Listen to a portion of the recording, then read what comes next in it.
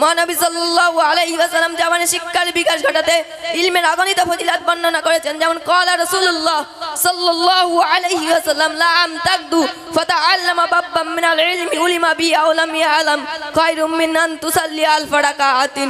অর্থাৎ ইলমের একটি অধ্যায় অর্জন করা, আমল করা বা আমল নাই বা করুক 1000 নফল নামাজের থেকে উত্তম। ওয়া বারাকাতুহু। আলহামদুলিল্লাহিল্লাযী ওয়াকাফা ওয়া সালামুন আলা ইবাদিহিল্লাযীনা ইসতাফা আম্মা বা'দ। ফাকাদ ক্বালা আল্লাহু তাআলা ফিল কুরআনিল মাজিদ। বিসমিল্লাহির রহমানির রহিম। কুল হাল ইয়াস্তাউিল্লাযীনা ইয়া'লামুনা ওয়াল্লাযীনা লা ইয়া'লামুন। وقال النبي صلى الله عليه وسلم اطلبوا العلم من المهد إلى اللحد। যাবতীয় উপাসনা আরাধনা ও সমস্ত প্রশংসা সেই বিশ্ব নিয়ন্তার প্রতি নিবেদিত, যিনি মহিয়ান গরিয়ান সর্বশক্তিমান অনন্ত অসীম দয়ালু অতীব কৃপাবান। সমস্ত সৃষ্টি জীব যার করে গুণগান, যার অনুমতিতে উদিত হয় চন্দ্র সূর্য তারকারাজি। ভক্তি ও ভালোবাসার সাথে করি তার এই প্রশংসা, হামদ ও সানা সকলে সমবেত কণ্ঠে বলি আলহামদুলিল্লাহ। তারপর পরে দরুদ ও সালাম প্রেরণ করি সেই মহামানবের প্রতি, যিনি আগমন করেছেন বিশ্ববাসীর করুণা হয়ে, ভ্রান্ত প্রতীকের পথের দিশারি হয়ে, যিনি ছিলেন আল আমিন সাদিক আশরাফুল আম্বিয়া। তার ঐশানে এক বাক্যে বলি সাল্লাল্লাহু আলাইহি ওয়াসাল্লাম। অতঃপরে এই মহতী অনুষ্ঠানে সুনামধন্য সম্মানিত সভাপতি সাহেব, মঞ্চে উপবিষ্ট শ্রদ্ধেয় শিক্ষক মন্ডলী এবং দূর দূরান্ত থেকে আগ্রহী অতিথিবৃন্দ, সম্মুখে বসে থাকা শ্রোতা মন্ডলীকে আমার আন্তরিক অভিনন্দন জানিয়ে আজকের অনুষ্ঠানে আলোচ্য বিষয় হলো ইলম তথা শিক্ষার গুরুত্ব সম্পর্কে আলোকপাত করছি। ইলম সংক্রান্ত আলোকপাত করার পর আমি বলি, ইলম শব্দের আবিধানিক অর্থ হলো জ্ঞান, বিদ্যা, বিজ্ঞান, শিক্ষা ইত্যাদি, যাহা দুই প্রকার, আধুনিক ও আধ্যাত্মিক। আর একথা চিরন্তর সত্য যে শিক্ষা ছাড়া কোনো জাতির উন্নতির চরম শিখরে পরিণত হতে পারেনি।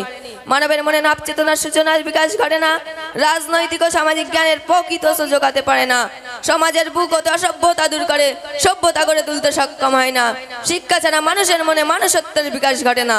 আপন দাম্পত্য জীবন গৌরবময় গড়ে তুলতে, সোনালী দিনগুলো সুখ শান্তিতে অতিবাহিত করতে সক্ষম হয় না। জীবনে আসে হতাশা আর অন্ধকার, চোখ থাকতে পৃথিবী লাগে অন্ধকার। শিক্ষা ছাড়া আপন ভাষা বুঝতে ও বোঝাতে আমরা অক্ষম।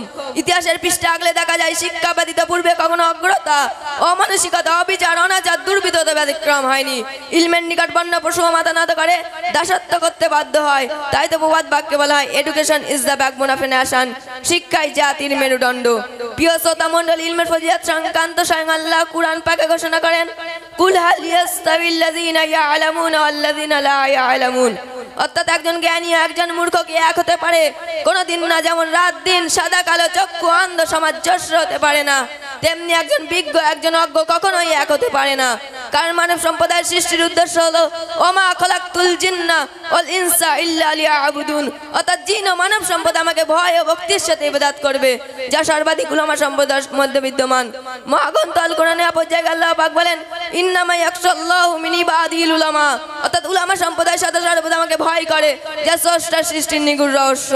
মহানবী সাল্লাল্লাহু আলাইহি ওয়াসাল্লাম জামানে শিক্ষার বিকাশ ঘটাতে ইলমের অগণিত ফজিলত বর্ণনা করেছেন। যেমন ক্বালা রাসূলুল্লাহ সাল্লাল্লাহু আলাইহি ওয়াসাল্লাম লা আম তাকদু ফাতাআল্লামা বাব্বাম মিনাল ইলমি উলিমা বি আও লাম ইয়ালাম খায়রুম মিন আন তুসাল্লি আলফ রাকাআতিন। অর্থাৎ ইলমের একটি অধ্যায় অর্জন করা, আমল করা বা আমল নাই বা করুক 1000 নফল নামাজের থেকে উত্তম। নবী সাল্লাল্লাহু আলাইহি ওয়াসাল্লাম আরো বলেন, উতুলুবুল ইলমা মিনাল মাহদি ইলা লাদ। অর্থাৎ তোমার মায়ের কোল হতে মৃত্যু পর্যন্ত জ্ঞান অন্বেষণ করো। তাই তো তিনি প্রত্যেক মুসলমান নর-নারীর জন্য জ্ঞান অর্জন করা অপরিহার্য করেছেন।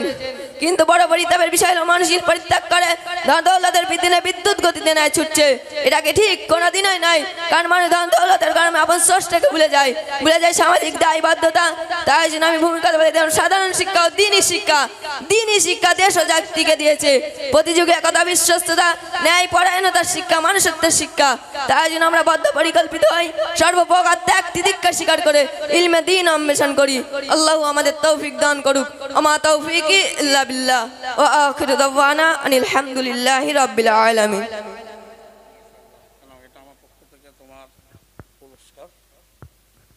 মাশাআল্লাহ, আপনাদের কি মনে হচ্ছে? মনে হয় বিদ্যার নারাই তাকবীর,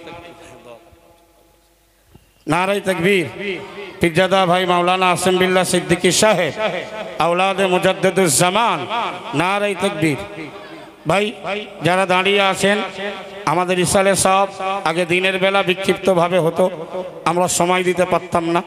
আপনাদের জন্য আমরা পর্যাপ্ত মেহমানদারির ব্যবস্থা করেছি। মাদ্রাসার জন্য একটু সময় দেবেন। এখানে বিশ্বাস করুন, আমরা কেউ এখানকার ধার্য করার টিচার নয়, পয়সা রোজগার করার আমরা কেউ নেই, সব নিঃস্বার্থপরভাবে গ্রামবাসী কমিটি, আমি পরিচালক হিসাবে যাদেরকে দেখছেন সবাই নিঃস্বার্থপরভাবে আমরা প্রতিষ্ঠানের খেদমত করি।